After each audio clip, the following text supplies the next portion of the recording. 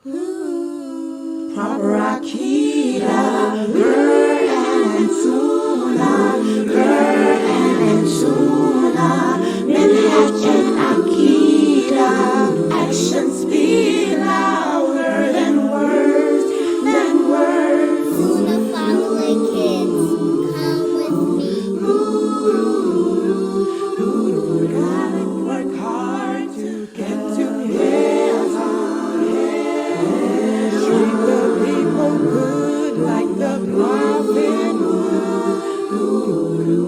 Proper Akida, Quran and Sunnah, Quran and Sunnah, Minhaj and Akida, actions speak louder than words, than words.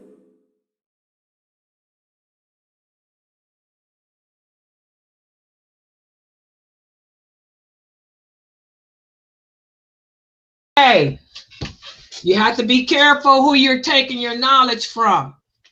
And that's the both of how the both of these brothers look. And we're going to first get started with my first Jews Amma. My first Jews Amma. And tonight we're going to go over Surah Al Balad. Surah Al Balad. And this is how the book looks on Amazon. It's only $14.95. Written by Dr. Kareem Abu Zaid. Go to Amazon, type his name, Dr. Kareem Abu Zaid. This is the book, My First Juz Amma, for young believers. It's written for the Muslim youth, but you new shahadas can benefit from it better than the other book because it's written for the kids so you can benefit. And we're going to summarize the meaning of this chapter of the Quran. And let's get started. And I want you guys to imagine this. Imagine how once upon a time or years ago, back in the 6th century, I don't want you guys to imagine the Mecca that exists today. Imagine the Mecca that exists back in the 6th century. The 6th century, known as the Dark Ages, or the medieval period of time. You know, the days when women dressed up with beautiful, wide, spacious gowns, when men were knights and wore armor and carried swords. The era of the Vikings, where the Vikings would pillage the land. Well, imagine on the other side of the world, the desert, this barren land that the Vikings knew nothing of. The people of England knew nothing of. As King Arthur and the people of Camelot and Robin Hood lived their lives in Sherwood Forest. They knew nothing about this desert land on the other side of the world, or this place called Mecca, this city known as Mecca that was inhabited by Arabic people. Well, in the city of Mecca, there was a special chapter sent down by Allah called the chapter Al Balad. And what does Al Balad mean? It's an Arabic word. Remember, Arabic is not a religion. A lot of people think Arabic is a religion, and people worship Arabic. People worship Arabic people. People worship the language. People worship the culture. But Arabic is nothing. It's just a language like English. Al Balad means the city. It's just the Arabic term for city. This chapter teaches us about the importance of being strong, kind, and patient especially when things are tough. It helps us understand that life can be hard, but Allah is always watching over us. Allah is always there to guide us to do good, no matter how challenging or hard life can be.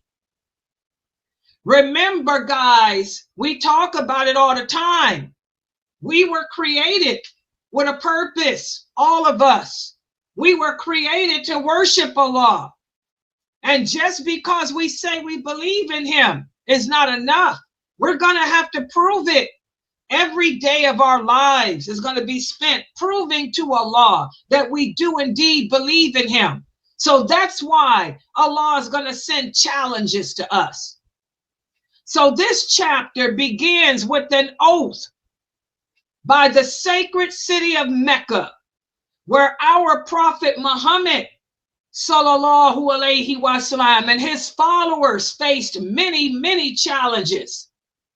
Even though Mecca is a special place, it was a special place then, and it's a special place now.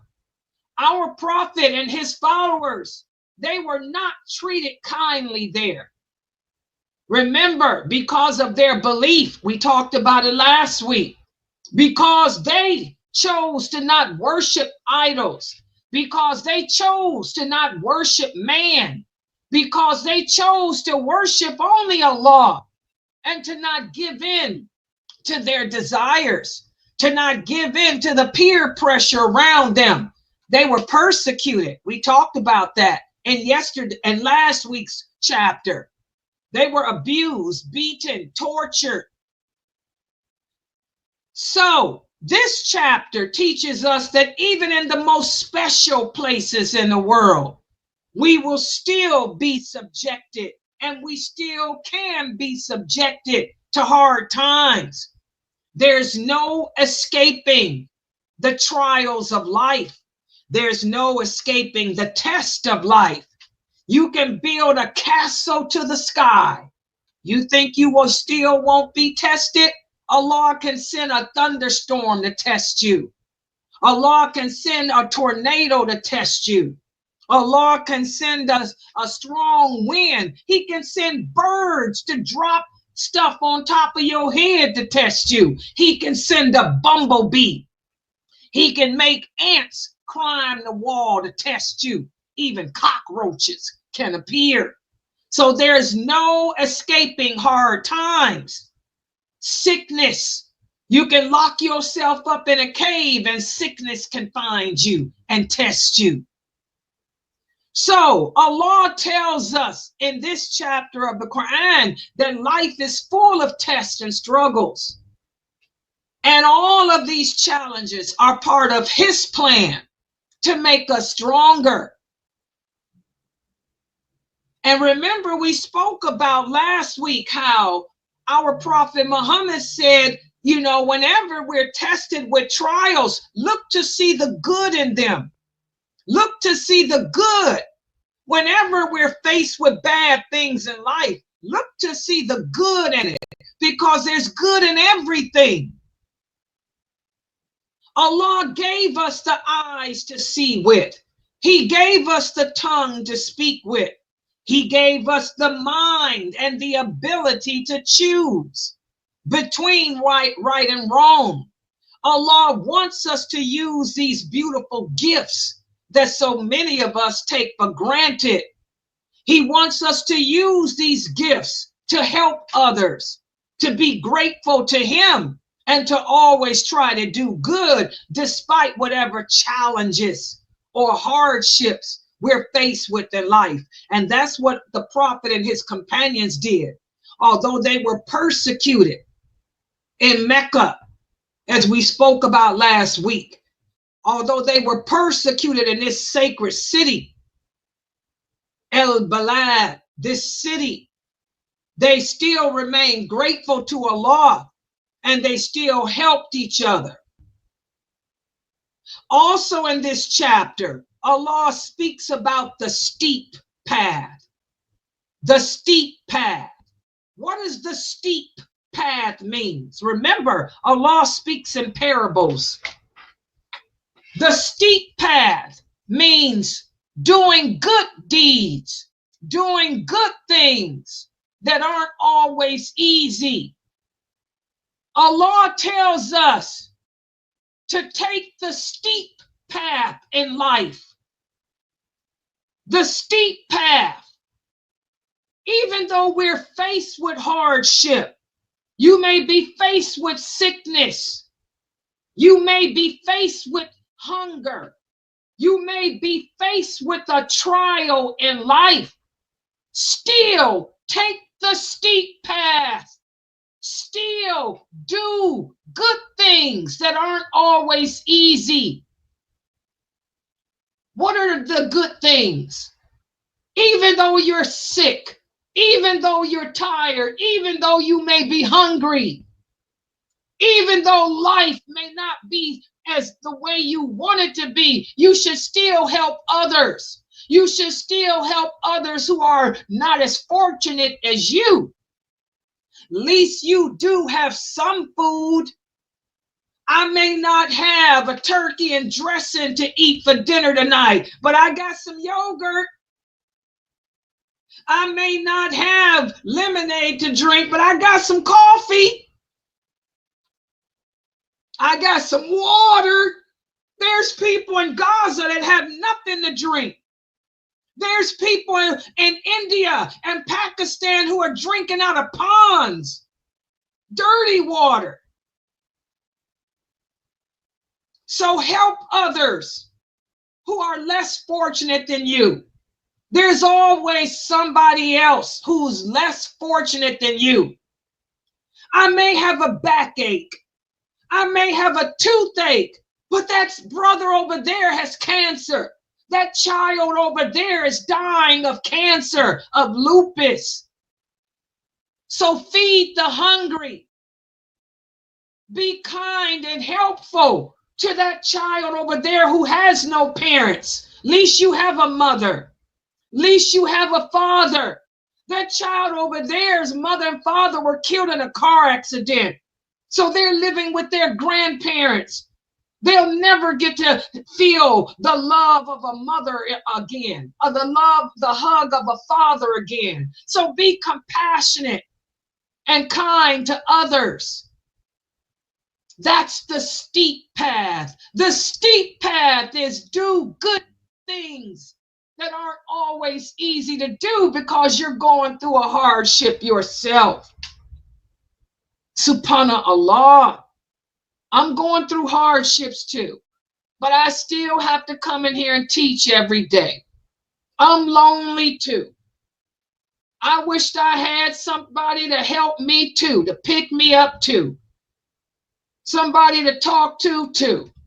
But I still have to come here and pick up you every day. I have to be that motivating force, that motivating strength for you every day. And I have to base all my lectures on the Quran and Sunnah every day. I have to think about what would the Prophet say? What would Aisha say? What would Salama say? And even though I wished I had someone to say those things to me. That's taking the steep path, even though it's not easy. So these good things are like climbing a steep hill. That's why Allah refers to these things as being the steep path. It's like going up a steep hill. It's hard because, it's hard.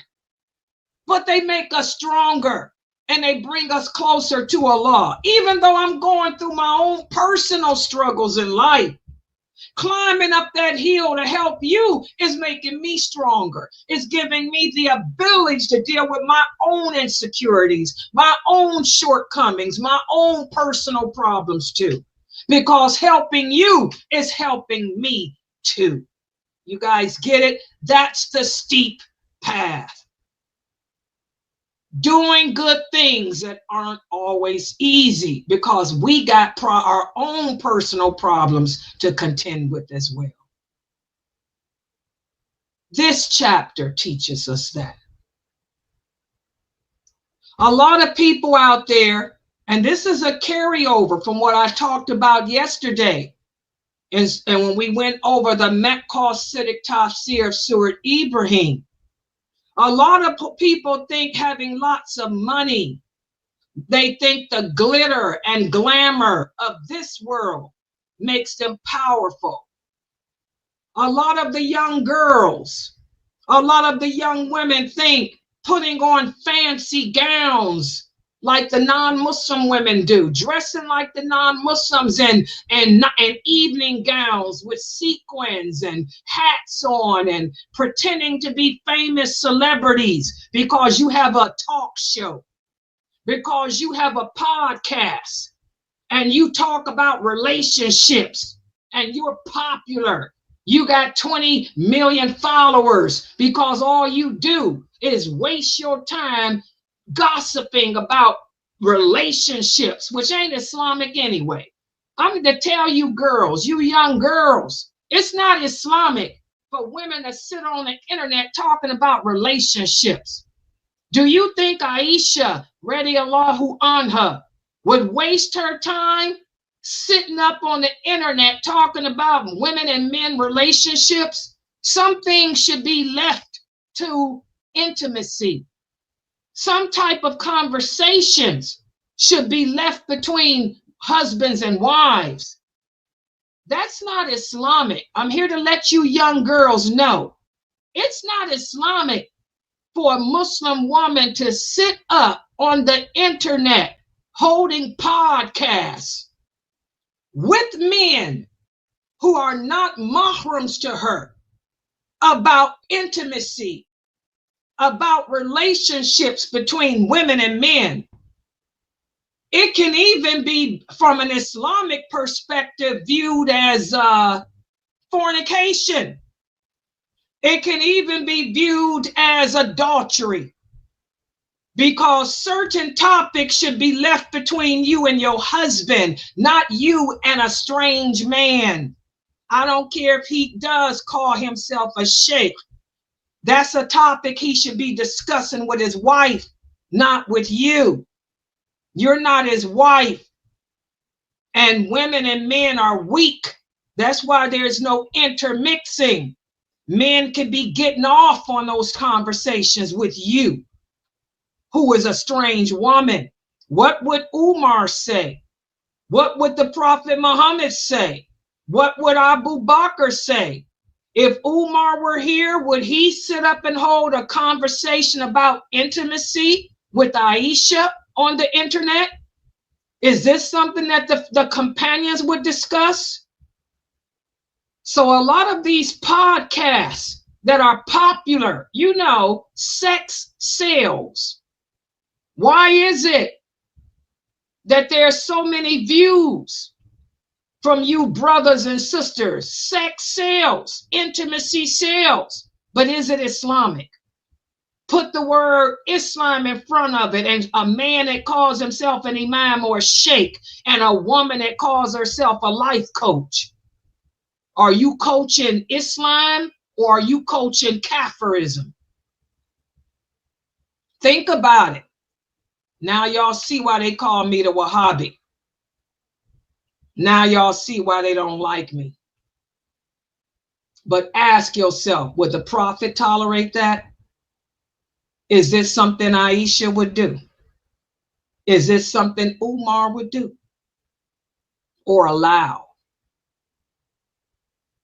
So, some people think having lots of money, having fame, having the glamour, the glitter of this world makes them powerful. But this chapter of the Quran, Surah Al Balad, it teaches us, and perhaps these life coaches, perhaps these female podcasters, perhaps these male podcasters, maybe they need to read this surah, because this surah teaches us that real strength.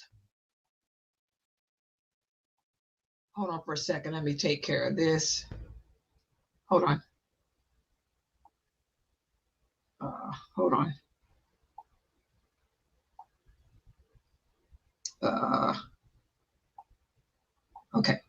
This chapter teaches us that real strength comes from being kind, patient, and good to others. It's not about showing off. It's not about looking for fame. It's not about wanting to be on top, America's next top Muslim model.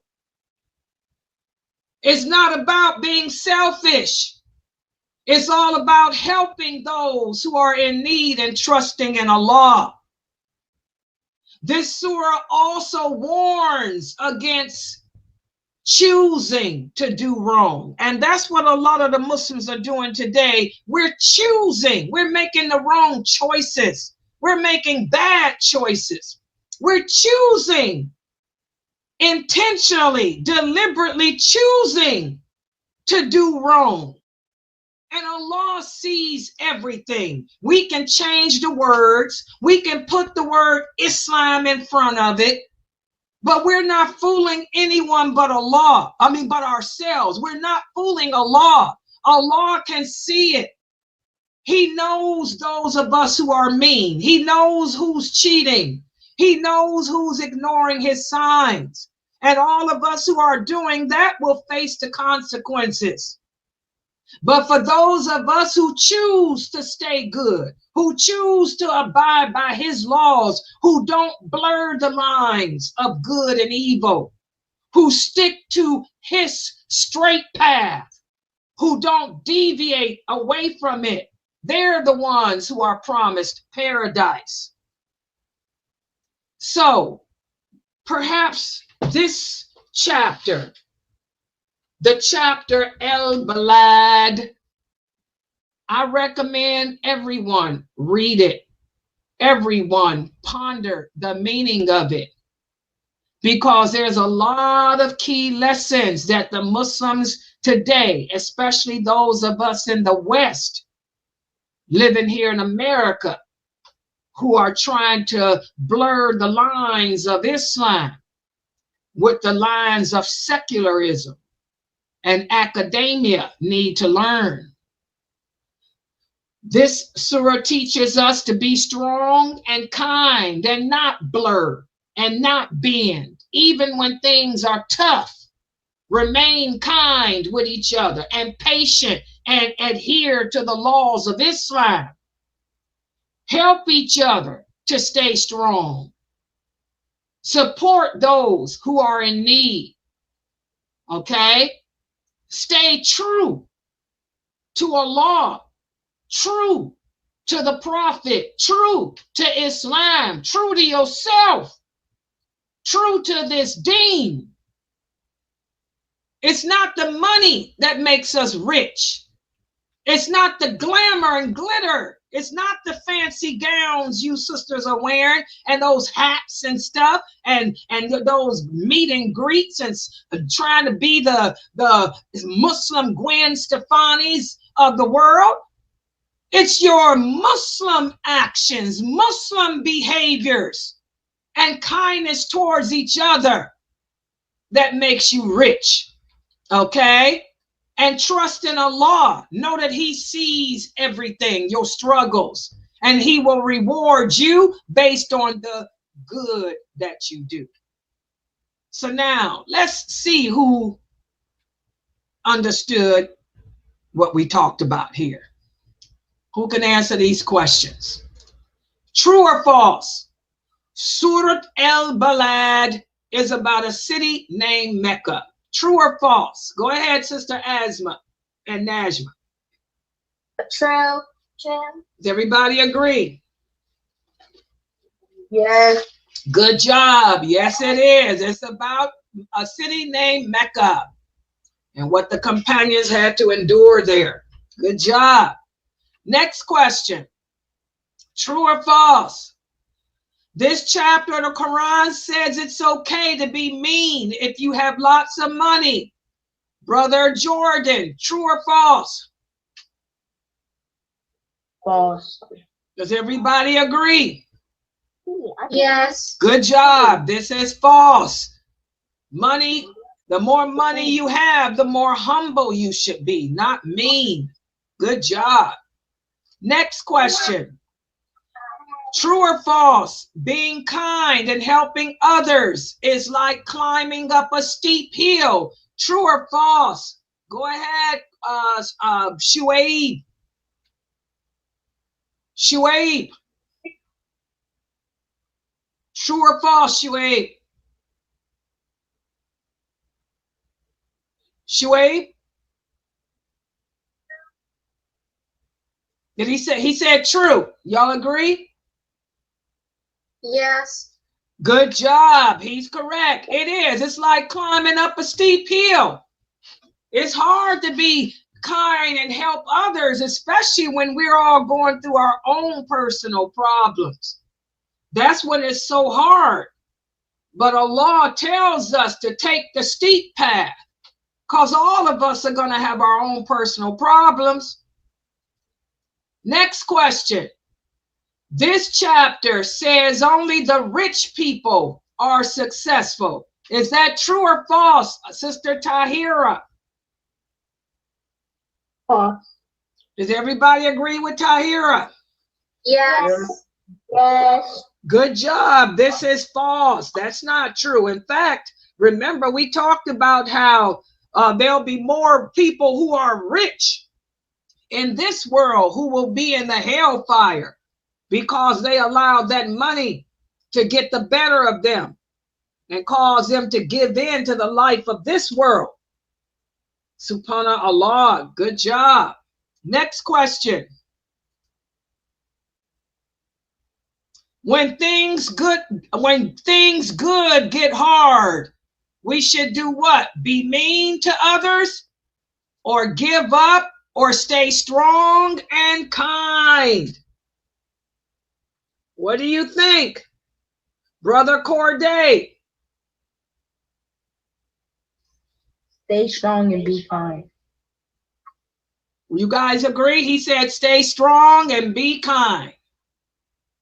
Yes. Good job. Exactly. No matter how hard life gets, guys, we still, and that's hard to do. Even for a person like me, it's really hard for me. I mean, I'm a teacher, but I'm getting better at it in my older age. The older I get, the better I get at it. You know, it's hard, you know, to stay kind and stay strong when people are constantly coming at you, you know, with crazy stuff. But we have to stay strong and stay kind. It was harder for me when I was younger, but I'm much, much better at it now. Alhamdulillah. Next question. Who does Allah want us to help? The rich, the people in need like the orphans, or no one? Sister Asma Najma. The people in need like the orphans. You guys agree? Yes. Good job. Yes, indeed. You know, Allah wants us to help those who are in need. You know, the people that really need the help. Don't turn them away. Don't, you know, but unfortunately today, most people want to help the people that don't need help because you want them, you know, to like you. You want to get on the good side of the people that don't need the help, and you turn the people that really need the help away. We shouldn't do that. Okay. What about this? What is the steep path? Is the steep path climbing mountains? Or is the steep path helping others and doing good deeds? Or is the steep path doing bad? Shuaib, let's hear it. Helping others and doing good deeds. Do you guys agree with Shuaib? Yes. Yes. Good job. Good job. The steep path is helping others and doing good deeds. It's called the steep path because it's like climbing a mountain. It's hard to do. It's hard to help others and do good deeds, you know, because like we said before, who's not being tested? So now let's look at our hadith for this week. And this is a picture of the book. I want everybody, I hope everybody has a copy of this book. This is the book entitled He Was. It's written by Sheikh Muhammad Said Atli. The book is only $6 on Amazon. Everybody should have this book. This is a book. It talks about the Prophet Muhammad sallallahu alaihi wasallam and his character. And that's a picture of Sheikh Muhammad Said Atli. Okay. He has so many books. You can purchase many of his book, all of his books on his website at atlipublications.com, or you can look and see what other books he has on Amazon. All his books are very, very, very low priced.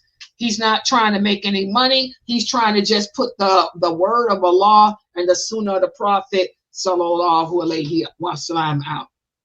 And tonight we're going to go over the etiquettes of sneezing, how the Prophet Muhammad sallallahu alaihi wasallam taught us how to sneeze. Oh yeah, he taught us everything, even how to sneeze.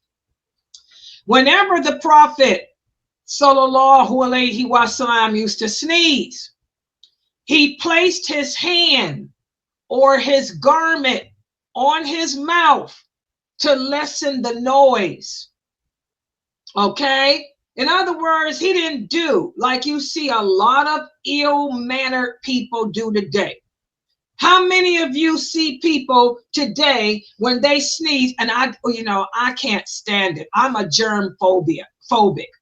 A germ phobic is a person that can't stand germ. I'm not OCD. OCD is a person that has a problem, with certain things. I'm germ phobic. I don't like people who sneeze and cough and don't cover their mouth.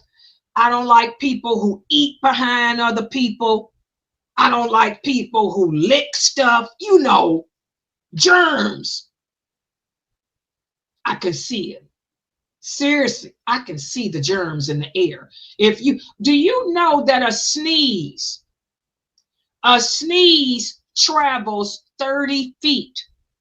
If you don't cover your mouth when you sneeze, when you go, achoo, that spit travels. It comes out like a bomb. Choo. And it expands. I can see it. It goes 30 feet. And whatever spitton comes out with it, everybody catches it. That's how it spreads. That virus, that disease, that sickness. You got the flu, you got COVID, you got whatever. We all got it now. And a cough, when you cough and don't cover up, it travels 25 feet. 25 feet for a cough.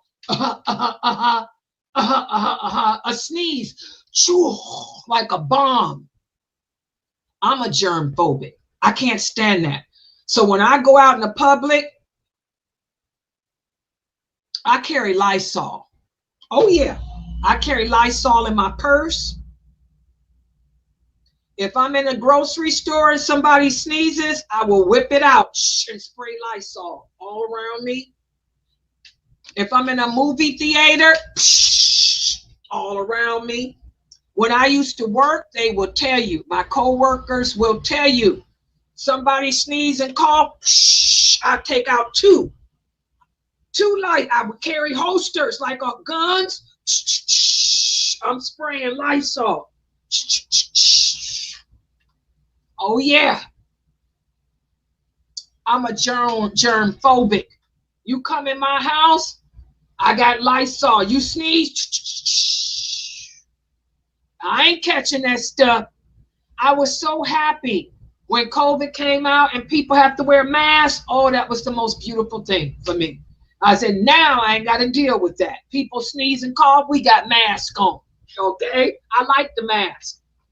And I'll also do this. People cough and sneeze, I'll cover my face with my hijab.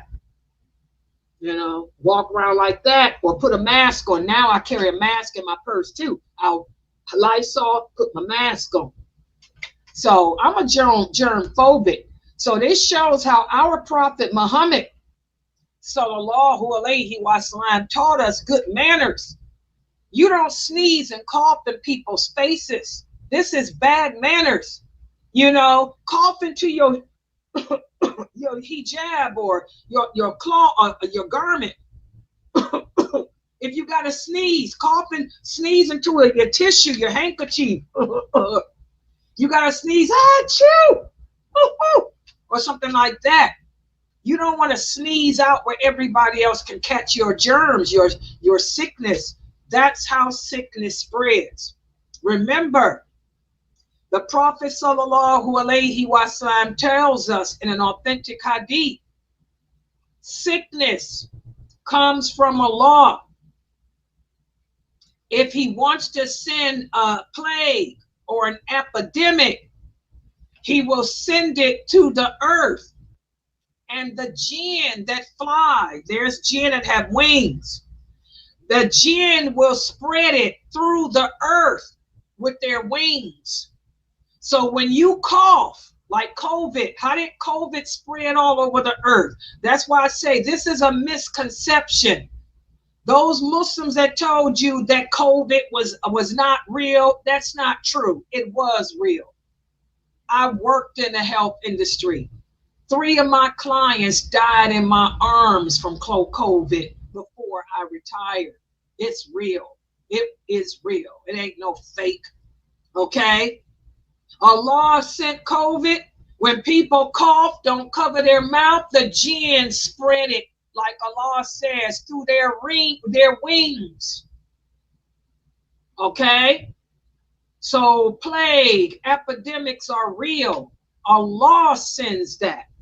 Epidemics, plagues, pandemic comes from Allah, and it spreads throughout the entire earth through the wings of the jinn. Allah tells us that.